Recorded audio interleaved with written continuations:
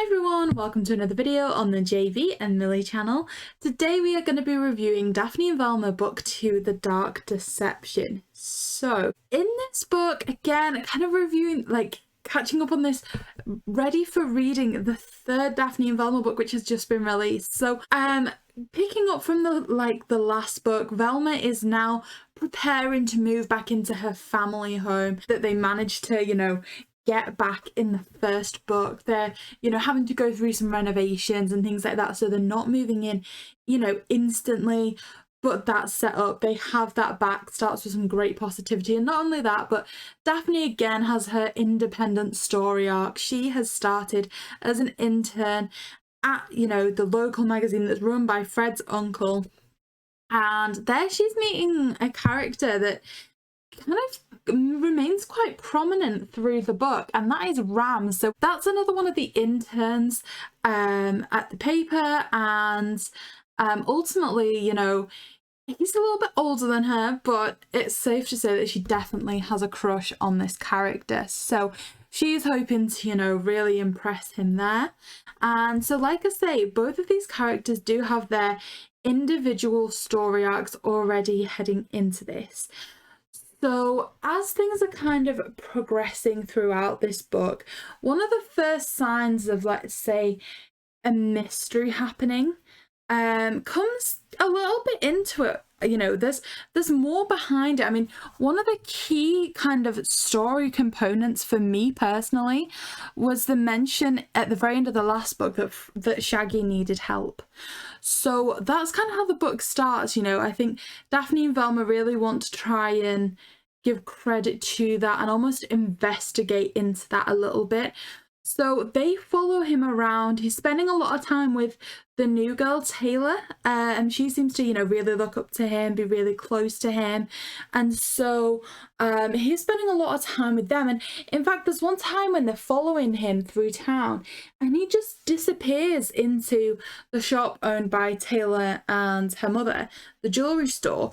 And when they go in to follow him, he's not in there. He's just kind of disappeared. So Shaggy's certainly a character that there's lots of questions about still, and ultimately as my favorite character, I'm really happy about that because I want to see where this goes. So while they're kind of following Shaggy, they get a text and everyone's kind of rushing towards the beach because some jewels are washing up there, and kind of rubies, diamonds, all this kind of thing. Everyone's really excited and collecting as many as they can, believing them to be real. So everyone's kind of coming up with theories as to why this happens, and Shaggy's mum, Lieutenant Rogers, kind of gets in and breaks up and just says, look, you can't take these things away from the beach. You need to leave them where they are. And at this point, Shaggy's dad also gets involved, as does Fred's uncle. There's this huge collision of forces here that Velma tries to kind of control, but gets kind of disregarded as just a child.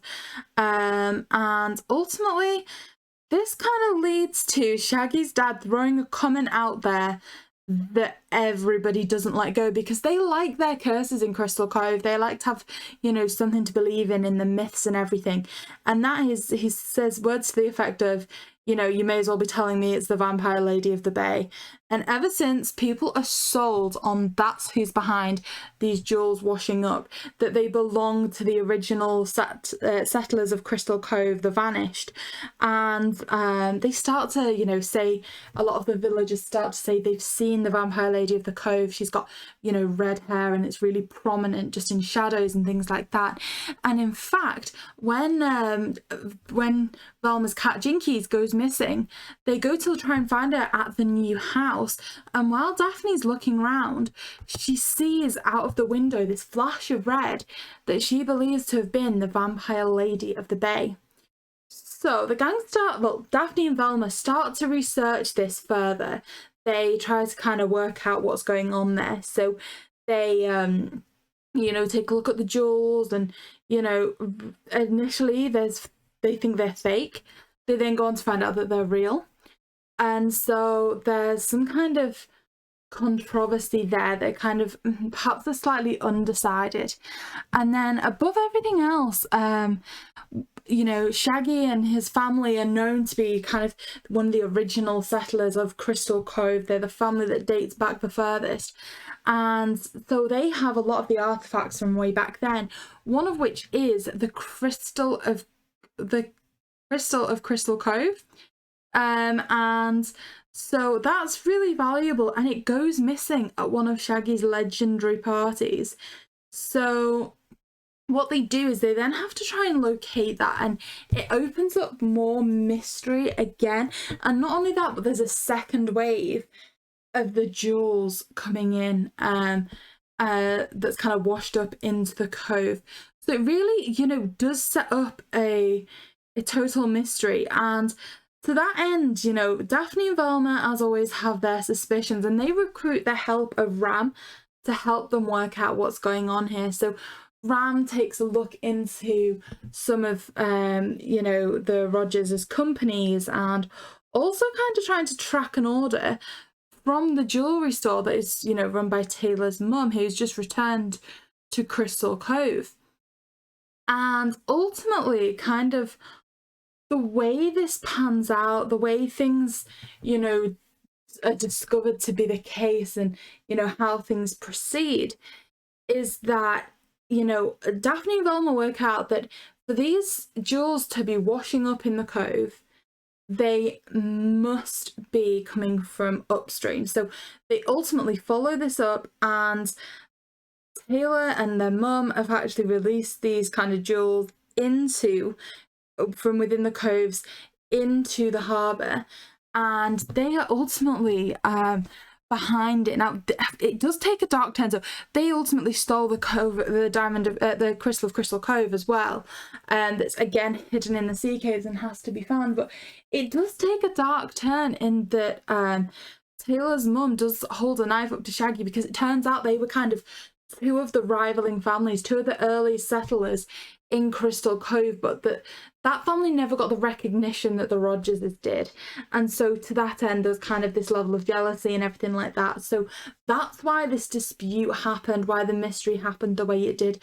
But it also set up some other characters in this as well. So you have, you know, Shaggy's cousin as kind of, you know, a really key character who ultimately is seen to be a bit suspicious by Ram. Like, he finds out that you know, the cousin was kind of packing things up into a car outside Shaggy's house, which they kind of have their reservations about, but it's not fully followed up with here. And ultimately, you know, perhaps something that can bleed over into the next book. But one thing that is quite prominent here is Ram's character, because they appear to have been a great help throughout the entire book, you know, helping them solve the mystery, and it's clear they built up a really good connection with Daphne as well. But it's not only that, it's also kind of an issue here of, towards the end, he's the one that kind of publishes an expose on Shaggy's family and everything that's gone on there. You know, Shaggy's father's business has all this kind of corruption and fraud inside it, and as the book's ending, you know, things are darker for Shaggy than ever, because Ram's just released this expose on exactly what's been happening there. And so ultimately there's a lot that this builds up to for heading into that next book. And like I say, it's something that I'm personally really looking forward to reading. You know, so excited to speak about it once I have read this book. But that, I feel like, summarizes a lot of the key points here. I mean, other than that, other things that kind of happen that are really notable within this book is just the Velma-Fred connections built up a lot more when they're trapped in the sea caves. It's her that, you know, it's him that Velma turns to get the police to come down and things like that. So it really is good for building things up, setting things up, and I'm 100% ready now to go into the third book, which I like to say, Buried Secrets, is something I'm really looking forward to. So I hope these 2 recap videos have helped kind of jog everyone's memories to what happened in the first 2, and I'm really excited now to be on to the 3rd. So please subscribe, because there is going to be so much more content coming around that book. And yeah, please like, comment and subscribe, and we'll see you next time.